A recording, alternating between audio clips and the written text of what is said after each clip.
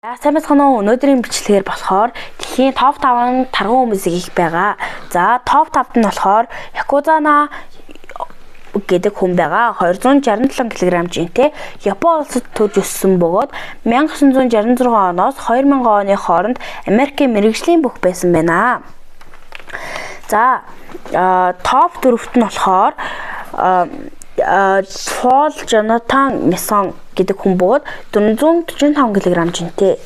Тэрээр 2010 онд холоодны мэс асалд ороод 295 кг жин хассан байна. Тэр бол Их Британи улсын хамгийн хүнд жинтэй хүмүүсийн нэгт тооцогддог хүн байгаа. За дэлхийн 3-т болохоор Хуан Педро Прокон гэдэг хүн бөгөөд 595 кг жинтэй.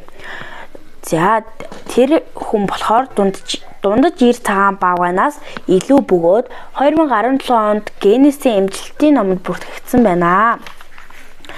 За харин топ 2-т нь болохоор Фолин Поттер бөгөөд 291 кг жинтэй Калифорни иргэн Паулин Поттер нь 47 настай байхдаа доктор Ноуд руу ханджээ. Тэрээр жингээ 667 фунт стерлингээр багасгасан. За дэлхийн топ 1-т болохоор Эман Ахмад Абд Эл Ати гэдэг хүн 500 кг жинтэй 1980 оноос 2017 оны хооронд дэлхийн хамгийн хүнд жинтэй эмэгтэй байсан бөгөөд Кэрол Ягарын дараагаар түүхэнд хамгийн хүнд жинтэй 2 дахь эмэгтэй гэж тооцогддог байсан байна. Тэр бол Егип улсын иргэн.